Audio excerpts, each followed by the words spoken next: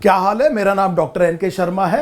Last minute recall में आज biodiversity and conservation, हमारा जो टारगेट है वो 360 आउट ऑफ 360 बायोलॉजी, और नीट एंट्रेंस एग्जाम में एक रैंक, बहुत अच्छी रैंक और अपनी पसंद का कॉलेज हमें चाहिए। इसके लिए हम उन स्टेटमेंट्स को देख रहे हैं जो कि क्रिटिकल हो सकती हैं और जस्ट लास्ट मिनट रिकॉल कर रहे हैं, क्योंकि हमने देखा कि 2022 का जो पेपर था वो थोड़ा अलग था। उसमें ये जो स्टेटमेंट बेस्ड असर्शन, रीजन, इस तरह के मल्टीपल स्टेटमेंट्स, कितनी स्टेटमेंट ठीक है, इस तरह के क्वेश्चंस काफ़ी आए और इसके लिए थोड़ी इन डेप्थ नॉलेज चाहिए होती है। इसीलिए, लेकिन 2022 में ये भी तय था कि सारा का सारा पेपर एनसीईआरटी से ही था, तो हम अपना फोकस एनसीईआरटी के बाहर नहीं लेकर के जा रहे हैं। चलिए बहुत तेजी से शुरू करते हैं बायोडाइवर्सिटी एंड कंजर्वेशन। इसमें जो पहली लाइन मैं आपको दिखाना चाह रहा हूं वो ये वाली लाइन है। यहां पर एक सिंपल कंसेप्ट समझिए। सिंपल कंसेप्ट ये समझिए, ये अर्थ है, ये इक्वेटर है। जब आप पोल वर्ल्ड जाते हैं तो बायोडाइवर्सिटी कम होती है, बायोडाइवर्सिटी कम होती है। इसका मतलब ये हुआ कि ट्रॉपिक्स में ये जो टेम्परेट रीजन होगा, यहां पर जो टेम्परेट रीजन होगा ट्रॉपिक्स में, उसकी बायोडाइवर्सिटी बहुत ज्यादा होगी। हमने ये कहा कि ट्रॉपिक्स की बायोडाइवर्सिटी टेम्परेट की बायोडाइवर्सिटी से काफी ज्यादा होगी। इसका मतलब ये है कि नंबर ऑफ स्पीसीज आप काफी मेहनत करके, एक एग्जॉस्टिव स्टडी करके टेम्परेट रीजन में पता कर सकते हैं कि किसी चीज की कितनी नंबर ऑफ स्पीसीज है। यहां पर आपने किसी स्पीसीज को, किसी एक पर्टिकुलर ग्रुप की कितनी स्पीसीज हैं, ये टेम्परेट में पता करना आसान है क्योंकि उनका नंबर कम है। अब देखिए, मान लीजिए आपने एक ग्रुप को एग्जॉस्टिवली स्टडी किया हुआ है और टेम्परेट में आपने देखा कि इस ग्रुप में नंबर ऑफ स्पीसीज x है, और आपने ये देखा कि ट्रॉपिक में इसका नंबर x डैश है। ये एक ग्रुप है जिसे आपने बहुत अच्छे से पढ़ा हुआ है। यहां नंबर x है, यहां नंबर x डैश है। मान लीजिए अब आपके पास एक और स्पीसीज है जिसे आप y, और आप ये देखना चाहते हैं कि ट्रॉपिक में y का नंबर कितना होगा, तो आप इस रेशो को यहां पर एक्सट्रापोलेट करके y डैश नंबर ला सकते हैं। इसका मतलब यह हुआ यहां पर कि आप एक स्टैटिस्टिकल कंपैरिजन कर सकते हैं टेम्परेट ट्रॉपिकल स्पीसीज रिचनेस का एक ऐसे ग्रुप को जिसको आपने एग्जॉस्टिवली स्टडी किया है, और फिर इस रेशो को आप एक्सट्रापोलेट कर सकते हैं और इससे आपको पता चल सकता है, ग्रॉस एक आइडिया लग सकता है कि टोटल नंबर ऑफ स्पीसीज अर्थ पे कितनी होगी। क्योंकि अब जो ज्यादातर स्पीसीज आपने डिस्कवर करनी है वो ट्रॉपिक में करनी है। टेम्परेट के नंबर के हिसाब से उस रेशो को एक्सट्रापोलेट करके आप ये गेस करते हैं कि ट्रॉपिकल रीजन में कितनी नंबर ऑफ स्पीसीज होंगी, और फिर एक रफ एस्टीमेट लेकर के आप आते हैं रॉबर्ट मे के हिसाब से। रॉबर्ट मे ने ये कहा कि करीब 7 मिलियन स्पीसीज हो सकती हैं। मुझे उम्मीद है ये लाइन अब आपको बिल्कुल क्लियर हो गई होगी। चलिए अगली लाइन देखते हैं। द नेक्स्ट लाइन इज ये वाला एक कर्व। इस कर्व में बिल्कुल ध्यान रखिएगा बेटे, अक्सर यहां से क्वेश्चन पूछा जाता है। कुछ इंपॉर्टेंट 2 पॉइंट्स कम से कम मैं आपको बता देता हूं। ये सब जानते हैं कि इंसेक्ट जो है सबसे सक्सेसफुल ग्रुप है। ये बात बिल्कुल सही है कि इंसेक्ट सबसे सक्सेसफुल ग्रुप है, लेकिन ये दूसरे का नाम भी याद रखिएगा, ये मोलस्क है।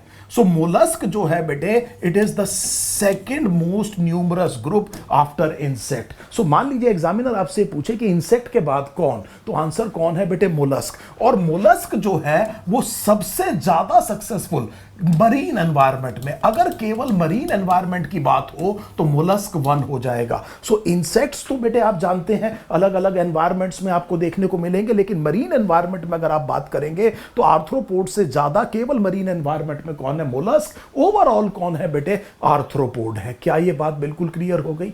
ओवरऑल डाइवर्सिटी किस में है? आर्थ्रोपोड में। आर्थ्रोपोड में किस में है बेटे? इंसेक्ट्स में। दूसरा नंबर की फाइलम कौन सी है? मोलस्क। लेकिन अगर मरीन एनवायरनमेंट की बात होगी तो मोलस्क सबसे कॉमन एनिमल होने चाहिए। दूसरी चीज, ये फिश देखिए बेटे, वर्टिब्रेट के सीरीज में शुरू में ही है, कोल्ड ब्लडेड होती है, और इसके बाद आगे तक बहुत ज्यादा लीनिएज गई है वर्टिब्रेट की। इसको आप इन सारे वर्टिब्रेट्स में सबसे प्रिमिटिव कह रहे हैं। और देखिए बड़े ध्यान से इसकी एडेप्टेशन देखिए, ये कितना एडेप्टेड है अपने एनवायरनमेंट को, और करीब करीब आधा आपको क्या देखने को मिल रहा है, फिशेस देखने को मिल रही हैं। ये भी बात आप ये 2 पॉइंट्स जरूर याद रखिएगा इस पर्टिकुलर डायग्राम से, और आपको अब ये भी समझ में आ गया होगा कि किस तरह से एग्जामिनर आपसे यहां क्वेश्चन पूछ सकता है।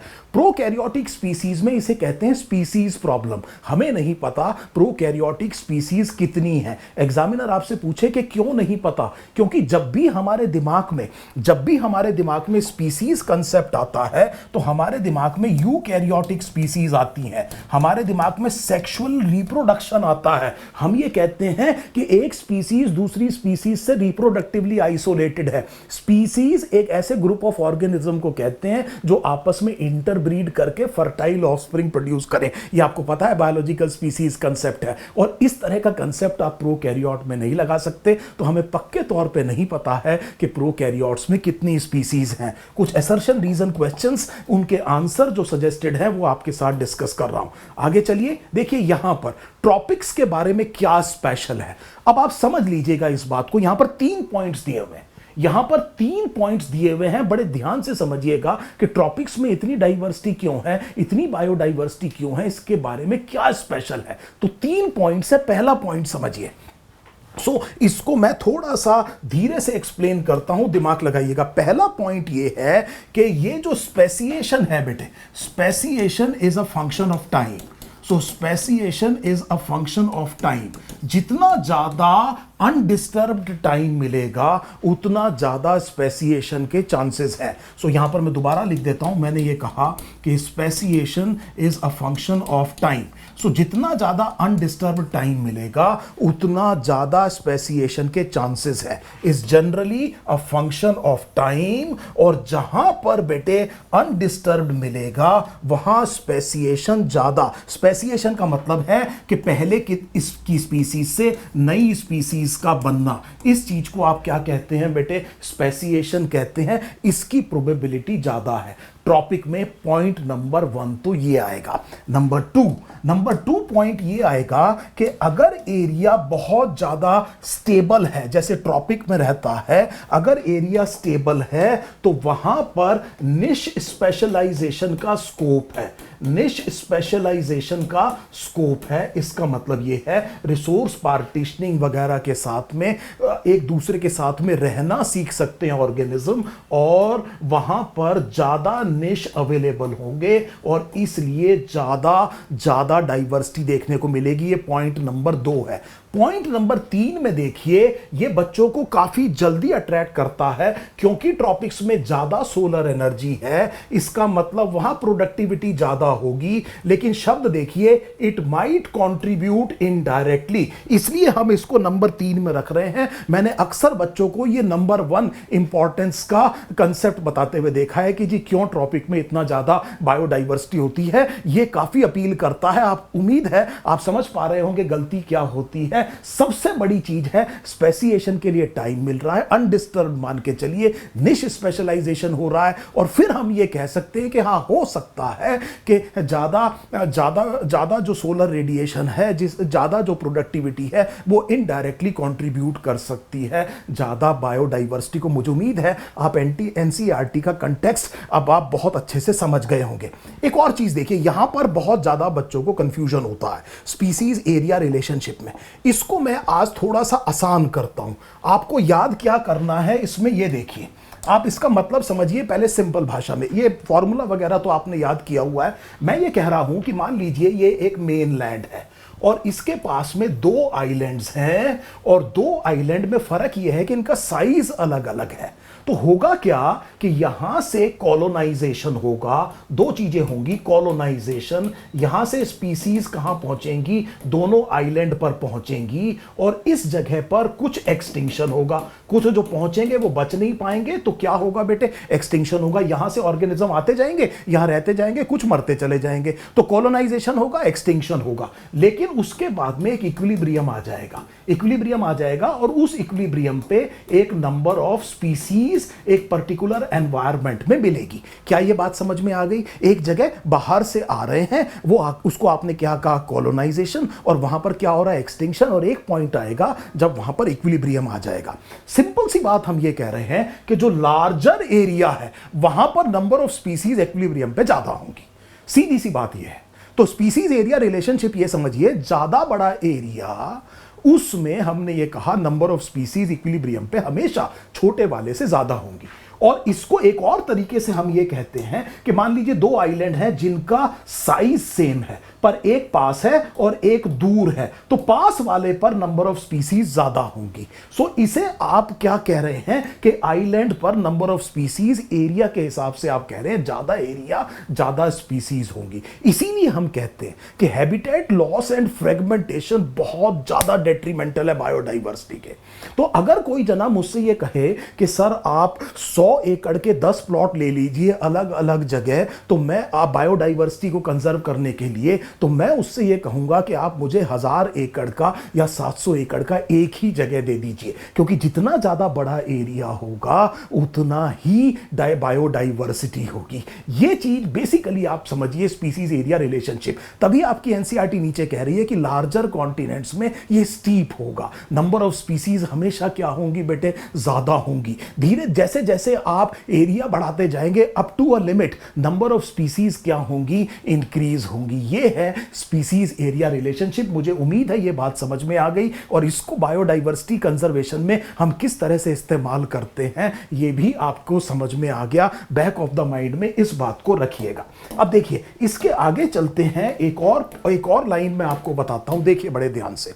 स्टेबल कम्युनिटी, ये क्वेश्चन मैंने आपसे टेस्ट सीरीज में भी पूछा था। स्टेबल कम्युनिटी में जो कोई वेरिएशन नहीं होती बेटे, बहुत ज्यादा वेरिएशन नहीं होती प्रोडक्टिविटी में, और मैंने चॉइस में ये दे दिया था कि स्टेबल कम्युनिटी हर साल प्रोडक्टिविटी सिग्निफिकेंटली इंक्रीज करती जाएगी। अच्छा, अपीलिंग बहुत लगता है, ऐसा लगता है कि कम्युनिटी अगर स्टेबल है तो बहुत बढ़िया परफॉर्म हर साल बढ़ना चाहिए, लेकिन स्टेबिलिटी में प्रोडक्टिविटी भी क्या है बेटे, ऑप्टिमम है। ऑप्टिमम का मतलब ही क्या है कि सबसे बढ़िया प्रोडक्टिविटी, और फिर उसमें बहुत ज्यादा वेरिएशन नहीं आती है। इस बात को भी आप यहां पर जरूर समझ लीजिएगा। आगे चलते हैं बेटे, एक और लाइन आपको दिखाता हूं। देखिए 6th एक्सटिंक्शन पे आपको पता है क्वेश्चन आपसे यह पूछा जाएगा कि प्रीवियस 5 एक्सटिंक्शन से ये 6th मास एक्सटिंक्शन अलग कैसे है। तो आप ये कहेंगे एंथ्रोपोजेनिक वजहों से है, और इसका रेट 100 से 1000 गुना ज्यादा है।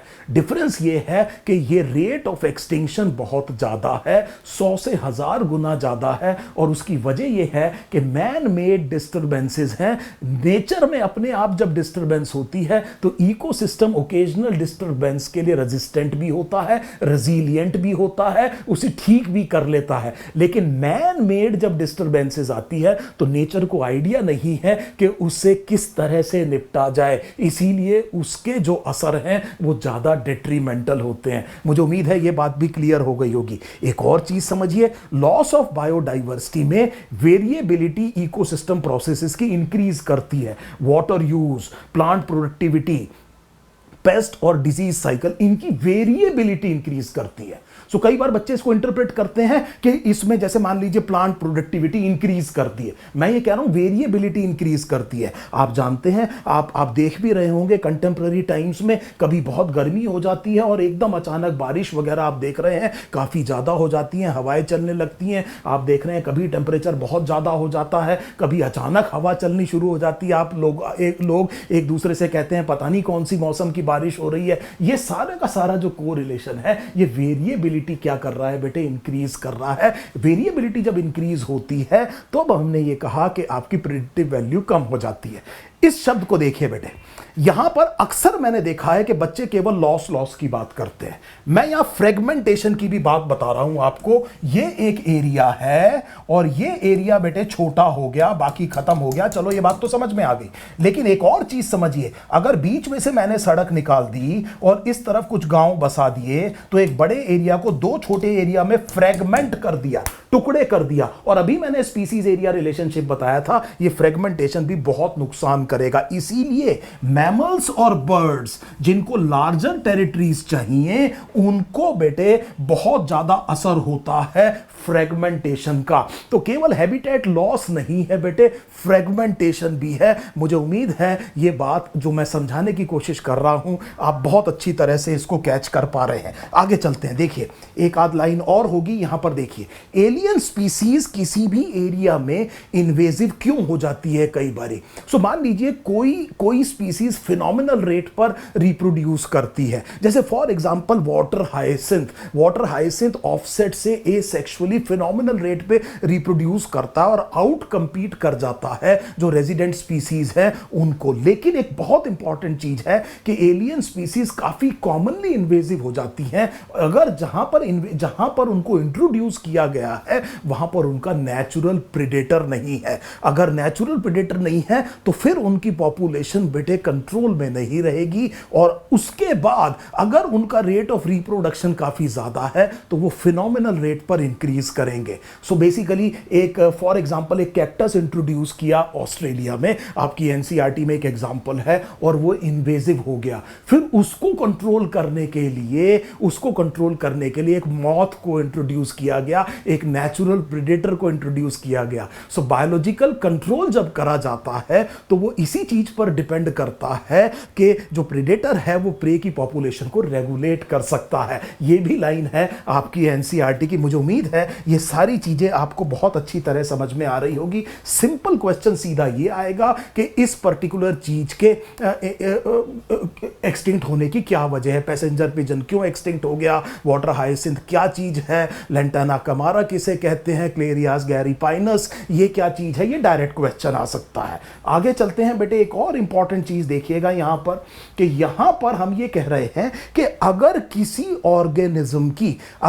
ऑर्गेनिज्म की थ्रेट ऑफ एक्सटिंक्शन बहुत ज्यादा है तो आप इन सीटू कंजर्वेशन नहीं करेंगे, उसका आप एक्स सीटू कंजर्वेशन करेंगे। इसीलिए अगर इवोल्यूशन में आपने देखा है जिसे आप जेनेटिक ड्रिफ्ट कहते हैं, छोटी पॉपुलेशन में जब अचानक पॉपुलेशन का साइज कम होता है, कुछ ही लोग बच जाते हैं, उसे जेनेटिक बॉटलनेक कहते हैं, उनमें डाइवर्सिटी कम होती है और उनका थ्रेट ऑफ एक्सटिंक्शन बढ़ जाता है। इस तरह के ऑर्गेनिज्म शिकार किया, एसिनोनिक्स जुबेटा, चीता आप जानते हैं इंडिया ने इंट्रोड्यूस किया है अफ्रीका से, चीता को इंट्रोड्यूस किया है मध्य प्रदेश के नेशनल पार्क में, कूनो नेशनल पार्क में, आपने बहुत न्यूज देखी होगी। सो वहां पर चीता हमारे यहां बहुत होता था लेकिन उसका शिकार बहुत किया गया, तो चीता का नंबर घटते घटते बहुत कम हो गया। जो चीता बचे थे वो एक ही पेरेंटल स्टॉक के थे, एक ही जैसे थे। एनवायरमेंट चेंज होने का डेट्रीमेंटल असर ये हुआ कि they were hunted down to extinction. अब हमें बाहर से इंट्रोड्यूस करना पड़ रहा है। So please try to understand, कोई भी चीज जो एंडेंजर्ड है,